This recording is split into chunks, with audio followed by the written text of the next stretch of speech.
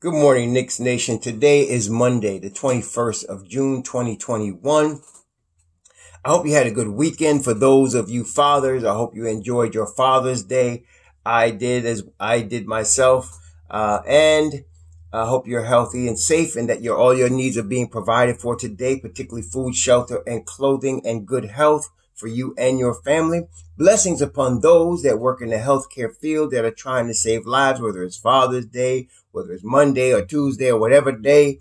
People get in accidents, people get hurt, people get sick, and we are glad that people are there on standby just for the purpose of trying to help save lives and make people's lives comfortable and help people heal. Also, blessings upon those that pick up garbage for us. Again, doesn't matter what day it is, doesn't matter what season it is. There's garbage all the time, and somebody has to dispose of it. And we're glad for those people that do, and those that make deliveries for us to deliver food, especially, and other things and goods and services that we take for granted. Double blessings on those that people don't even think about, but there is a sex trade industry. There is a human trafficking industry. And oftentimes in this sex trade industry and human trafficking industry, people that are runaways, people that are poor and sell their children. There are people that have their children snatched or kidnapped. I myself stopped a kidnapping stuff that tried to come to my house a few years ago for my daughter. So I know it exists. Okay. I stopped it twice, actually, one for one daughter and one for another. And so it does exist. People are being snatched off the street, and people are being sold and bought, and people are being used in films for child sex pornography and sex pornography in general. It's a disgusting industry. It's a $1 billion industry, which means big wigs are involved. Blessings upon double blessings on those that tries to bust this up and bring criminals to justice and stop these perverts, and curses on those that support this industry. Also, finally, blessings on those that are helping the homeless. 500,000 men, women, and children in the United States alone, and multiple millions around the world that don't have any safety net. They're really on the street with families, with children, sometimes veterans, and no help and no prospects. And those that are helping, bless them. And those also that are in the situation, may the Most High take care of them, for theirs is the kingdom. So now, the draft, the NBA draft, the New York Knicks are going to make some draft decisions in the next couple of weeks. Now, we brought up the last time we had draft talk, we talked about Ayo Dosunmu, and we talked about Jared Butler at the University of Baylor. I like those two guys still at 19 and 21. But things have changed. And we also, a lot of people have asked about Davion Mitchell, right? People that actually have watched the video. There are a lot of people that make comments on videos that I do and don't watch the video. Otherwise, what they're talking about is in the video. But anyway, Davion Mitchell has moved up too high for us to get him. That's why I don't mention him. Davion, again, I'm talking about players that can help the New York Knicks advance, that we can have a realistic chance of obtaining, whether that be through free agency, restricted free agency, trades, or draft. Okay. And so I told y'all, there's some players that we don't have a realistic chance of getting. Okay. Now, certain things, and there's a premise behind that. Some of y'all are just outrageously crazy. I mean, there's no way I'm trading Mitchell Robinson, RJ Barrett, Julius Randle, or Emmanuel Quickley, unless I'm getting a guy like Kawhi Leonard. Right? If I'm getting Kawhi Leonard or Damian Lillard, we can talk about those guys. But that's fantasy basketball. We're not getting those guys. See? So unless one of those guys said, I want to come to the New York Knicks, we don't even need to discuss any possibilities. But a lot of y'all just like the fantasy basketball mentality. So you start bringing up these things to me, which I don't answer because I can't think like that. I don't care about a fantasy. I'm looking for real. Okay. So, we're not getting those guys. So therefore, Mitchell Robinson, Julius Randle, RJ Barrett, IQ, Obi Toppin are off the table. They're off the table.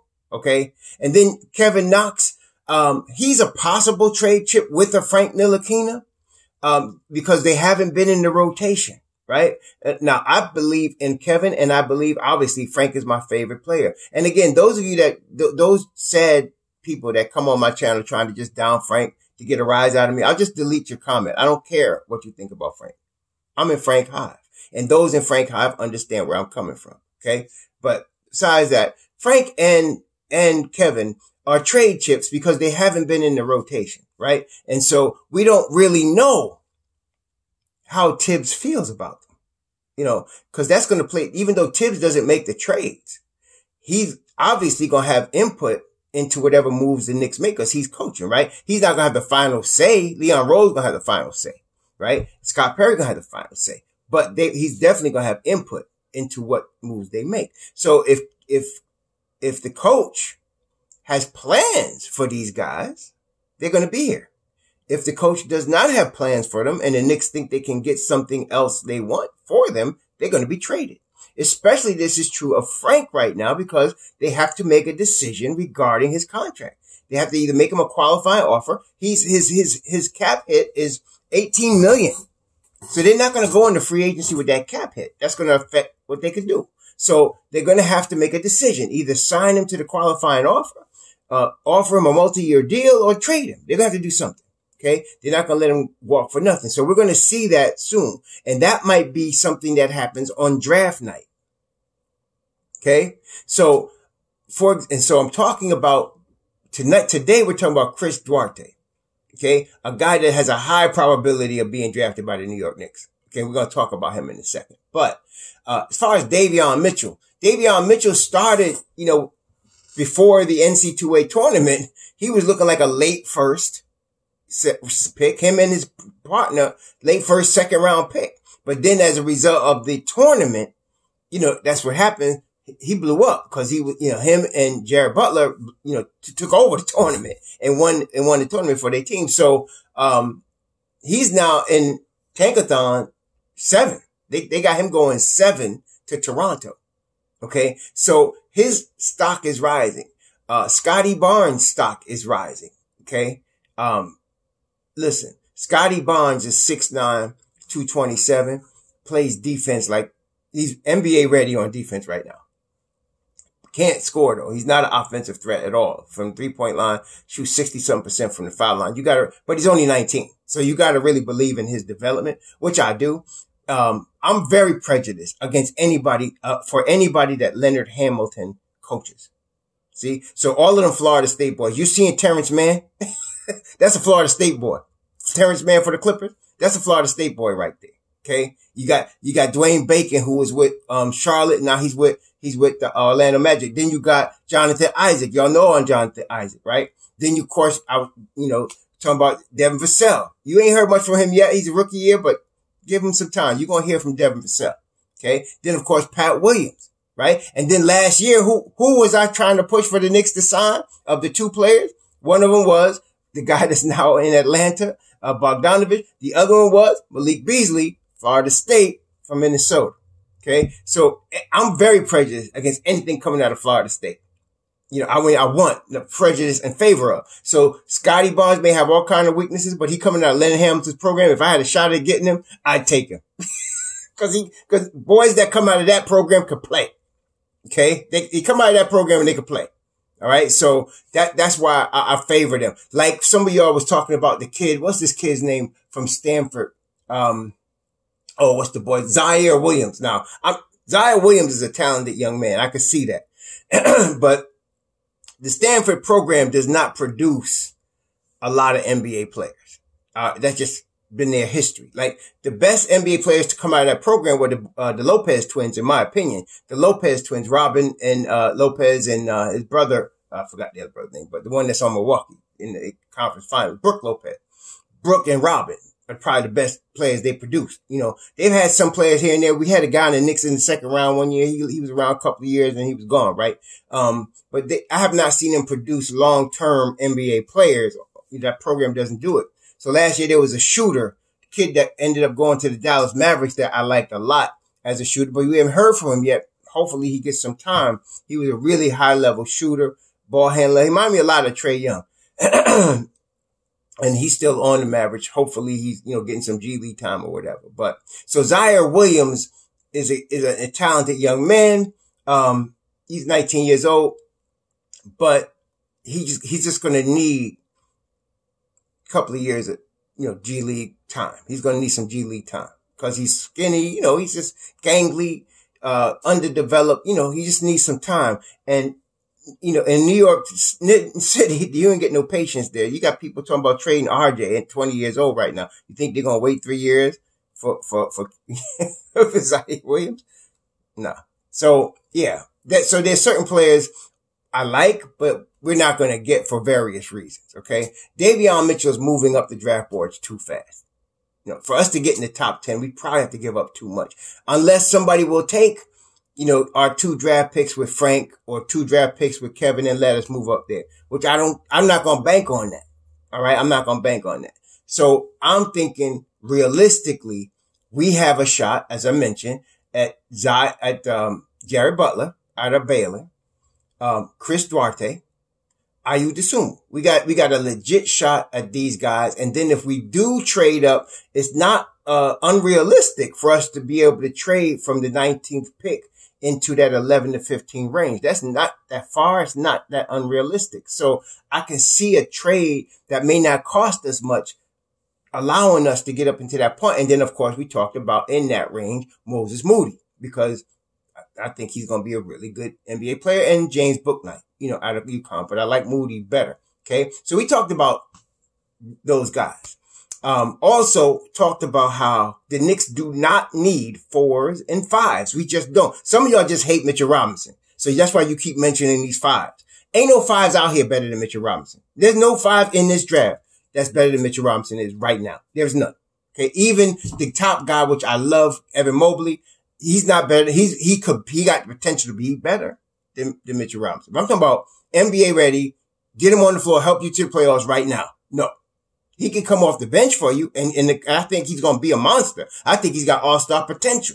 But I think Mitchell Robinson has got that type of talent at age 23 that can be a perennial defensive player of the year. That's what we're talking about with Mitchell Robinson. So I'm not trading him. I'm not looking for another 5. I got my 5. Okay. And so I just need backup, and we got that too with Taj Gibson. He's a tremendous backup 5, as he showed us this year. Playing extremely high level defense and IQ. That's Taj, man. I want Taj back. I think he got another year or 2 of that level of play at his age, because he was in tremendous shape this year. So let's give me Taj. You got a backup 5 right there. Okay. We had Nerlens Noel, who was starting because Mitch got hurt. He played tremendous. He's also a good backup 5. I don't think we're going to be able to keep him, but we got Nerlens Noel. We may not have him, but we got Taj Gibson. We still got Pell, and some of y'all are tripping about Pell. Pell's like a 3rd stringer. He could be a good 3rd stringer. 3rd, 4th string center, fine. Be fine with that. Randall can play 5. He can play the 5 as well. So, and then you got Obi Toppin. So we good. And if you want to add a Kelly Olynyk, I could see that, as a backup. But we good at the 5. And at the 4, we stack. We trying to find time for Obi. Why y'all bringing up these young dudes? We trying to find time for Obi. Randall's all NBA. You stacked at the 4. That's called stacked. You stacked at the 4. All right. And then Taj can play the backup 4 as well. So we don't need 4s and 5s, y'all. We just don't. We need a wing player that can play defense and score. And we need a point guard that can play defense and shoot and score open jump shots. That's what we need. That can hit open shots and play defense. This is Tom Thibodeau. So some of y'all talking about Sharif Cooper, and some of these mocks, I'm like, what are y'all thinking about? The kid shoots like 20-something% from 3 in the NCAA. Now he can get into the lane at will, but this is the NBA, y'all, and he ain't got a weak floater game. He quick as 3 brothers. There's no question. But he got a weak floater game, and he's short. Come on, man. And some of y'all tried to bring up Devontae Graham. Stop. Devontae Graham has dropped 40 in the NBA. Come on, man. He won games against us. Devontae Graham is 6'1", but he's a ball player. Okay. He's already shown it. It ain't like we got to guess. The boy can play. All right. So any of y'all that have actually watched him. So some of y'all just tripped, man. Anyway, today we talking about Chris Duarte. Chris Duarte is 6'5" or 6'6", depending on what measurements. I guess when we get to the combine, well, he skipped the combine, but when you get an official measurement, we're going to find out. He's a senior at Oregon, or he was. He's 6'6". They got listed at 190. Solid shooter. He shot 42% from three this year on 6 attempts. That's really good. He can shoot the rock. 81% from the line, 17 a game. Okay. Very consistent, very good defender. I saw a couple of their games, plus I saw film of him. Very good defender, very good on defense. So, the problem, of course, the glaring problem is he's 24 years old. This guy's just turned 24 years old. So he's 24. He just turned 24 last week. So June is his birthday. He's turned 24. He's going to be 24 in his rookie year. He's an older rookie, right? But, what's the problem with older rookies? Again, let's talk about that. The problem with older rookies is that you're pretty much seeing their ceiling in college. You're seeing their ceiling. Okay. There's not much better they can get in most cases.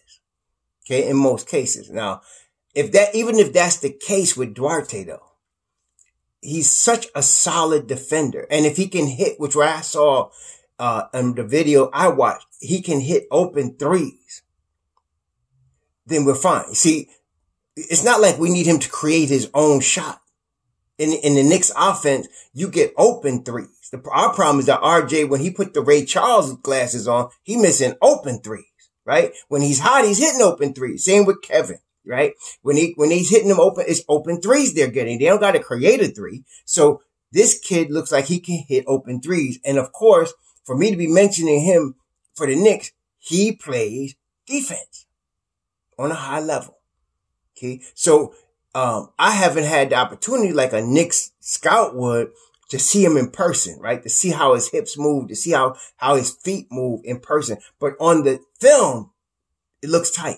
He can guard you, okay? And at 6'6", looks like he can guard 1s, 2s, and 3s, which is very good. That's multiple positions. He's not a guy that can guard, I don't think, all 5 positions. There's a couple of guys like that, like Frank, but not everybody could do that, okay? Or Jrue Holiday, he could do that, but not everybody could do that. But I think he can definitely guard wing players, and he can guard point guards. This is very good. So, there's a high probability we stick at 19 and take this kid.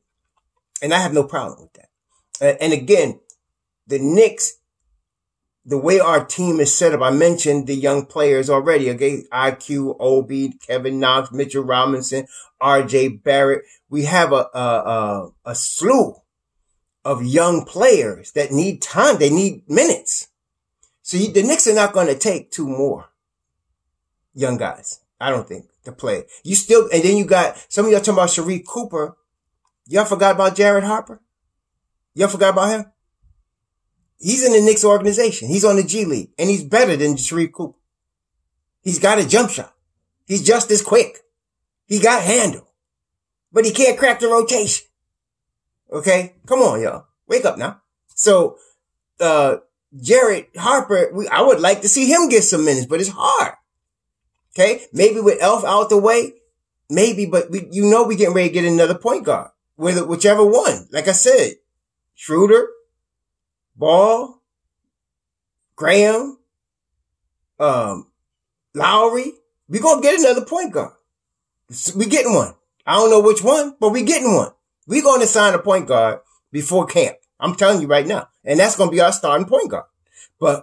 So anybody else is going to have a hard time getting minutes. So for the Knicks, we don't need to bring in 3, 4 rookies. That's not going to happen. I would be very shocked if they brought in 4 rookies. I would be very shocked. We need one guy.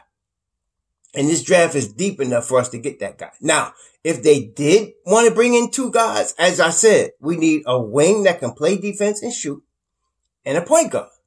Okay. So if you wanted to groom a point guard, there's your Jared Butler, right? There's your Ayo Dosunmu. They're going to be available. You could get them. All right. One of them, they got now, it looks like Duarte, they changed it because you're going to see the mocks change a lot because of people's expectation changing and people's beliefs changing about some of these players. You're going to see some guys drop and some guys go up. Like, for example, Corey Crispert has dropped. In the beginning, he was lottery, top 10. Then he went into like 12 or 11. Now they got him listed at 14. Corey Crispin has dropped a lot. Why? Because he could shoot the rock, but he can't play defense. He's not ready on the defensive end. Now, if you want him to come off your bench and shoot, the boy could shoot the ball. Okay? Maybe he can get that shot off in the NBA. I believe he probably could. Because he's 23. If 22, he's going to be 23. If he doesn't, forget it. But I wouldn't race the pick on him this year. No, not this year. And you can see Jalen Johnson from Duke. He's dropped down to 13. He was also top 10. Okay. My issues with him was the possibility of his being bad attitude. We don't want attitude. We got a good locker room in New York. We don't need attitude. Okay. We don't need no problems. We don't need nobody giving the coach issue. Just shut up, play ball. If you're not going to do that, especially you're a rookie, get out of here, right? So I don't know, but Jalen Johnson also has dropped. As Moses Moody, his stock is going up. Okay. So now he's rising. I should have opened my mouth about him because everybody now wants him. His stock is rising, man. And so now, but Butler, Duarte, and Ayo, they've all been in that late first, early second the whole time, and they still in that. And to me, that opens up a situation for us. I like all three of those guys as two-way players. Like somebody like Cam Thomas from LSU. Some people have us choosing him. I don't like him because he's all offense. He's high volume and he's all offense. He doesn't pass the ball a lot. He doesn't rebound it a lot. He just shoots. Okay. Nah. I need something that's two-way, that's all around. Okay. Or at least has the ability or desire to do that. Cam Thomas is a gunner. And I don't want no gunners. No. But, Chris Duarte, Jared Butler, Ayo Dosunmu, all-around players, can play multiple positions, can guard, can shoot. Give me those guys. We can work with that. Okay. Well, they got flaws in their game. All of them do, but we can work with that. Okay. So Chris Duarte, I like him. I think that the Knicks, knowing we got Tibbs, right? If you're going to play a rookie and you're Tibbs, somebody 24 years old, you're going to be more comfortable with than somebody 19. I mean, that's just Thibodeau, right? You're going to be more comfortable with somebody that's more adult than kid, right? So that's Duarte. So I could see them getting him. And if they wanted a point guard, Butler is still there. In this mock, they got us taking Jaden Springer out of Tennessee. I like Jaden Springer too, but he's young. He's a young boy, but he's got all the tools to become good. You got to mold him. You're going to have to be patient with him, which is why I'm saying if you're going to get a draft, a point guard, it's somebody that we're going to groom, right? But we also have IQ. So he's a possibility. I'm not saying he's definitely going to be the point guard, but he's got the talent. We don't know what he's going to be yet. He's too young, so we got to see. But you got him, Jaden Springer. He's all right, but I like IU better. I like IU better because he's ready. I think he's more ready to get in a rotation in 2 years than Cam Thomas or Jaden Springer. Same with Butler. So anyway, Chris Duarte is I think he's probably the top guy on the Knicks board. He's not the top guy on my board, but I'm trying to tell you what I think the Knicks are going to do based on what we know about Tibbs and their team style and what the needs are. I could see him being their top target, and I wouldn't have a problem with that. I don't have a problem with Chris Duarte at all. Okay. Well, let me speak a little bit about the playoffs. So I'm watching the playoffs. So now, first of all, hats off to the Atlanta Hawks. I had Philly going to the Eastern Conference Finals. Doc Rivers' team choked, and he did it a lot. And he won that. If he didn't win that one championship, he might be considered one of the most chokingest coaches in the NBA because he won that championship with Boston. So you got to give him the props. But he had a stacked team with the Clippers. He had Blake Griffin in his prime, Chris Paul in his prime, DeAndre Jordan in his prime, and they couldn't get it done. Okay. And then now he's in Philly. He got a stacked team in Philly, and they choked and lost to Atlanta. But hats off to Atlanta. Hey, that little leprechaun, I got to give him his props. The boy got better. I did not expect that kind of development from him, but daggone Trae Young has gotten better on both ends of the ball. He proved his worth. There's no proving ground better than the NBA playoffs. Okay. If you do business in the NBA playoffs, you are legit. Okay. And so Trae Young hit big shots, even though he did not shoot the ball good yesterday. Big shots at the end. And in every team that's rising in playoffs like this, you need to have a guy that emerges that you weren't expecting to emerge. At least the rest of the league wasn't. That guy is the dude that looks like Howdy Doody on Atlanta, Kevin Huerter. The boy looks funny, but he could play. Okay. And that cat was playing yesterday. He's been playing all series. He's playing some lockdown defense earlier, on Harris, Tobias Harris, all series. And, he's been hitting yesterday. He was victimizing Seth Curry. He hurt as a player, man. So, that's the guy. He emerged. We already knew they had Trae Young. You knew they had Bogdanovich. You knew they had Lou Williams coming off the bench and Gallinari. You knew they had talent. They had John Collins. But here come Kevin Huerter, and that guy, they tried to have Seth Curry guard him. And he took advantage of Seth Curry. He really did. So, hats off to the Atlanta Hawks. They're in the Eastern Conference Finals going against the Milwaukee Bucks. And the good news of the weekend was that Brooklyn got knocked out the playoffs in the second round. That's the best news of the weekend. I was feeling almost like a Knicks win, like you feel after, the Knicks won a game. I was feeling like that. It's because the Brooklyn got knocked out. That was good news. Hats off to Kevin Durant, though. That punk could play. I mean, he had 48. He had 49 the other day. He was playing. But you know what? It's hard for them to win the championship. For a couple of reasons. Number one, they got a big three, but when the big three gonna be healthy for the playoffs? When you look at the history of James Harden, since he's been the man in Houston and here, he's either out of gas by the playoffs or he's hurt and he's out of shape, which he was this week. He's out of shape now. And then Irving is one of the best players in the NBA. This question, he's top 5, but he's always hurt. He gets hurt in the season or he gets hurt for the playoffs. That's how Terry Rozier made his money. He stepped in when Kyrie was hurt and the Celtics were pushing for the Eastern Conference Finals that year. And that made him his money he got now in Charlotte. Because Irving was hurt.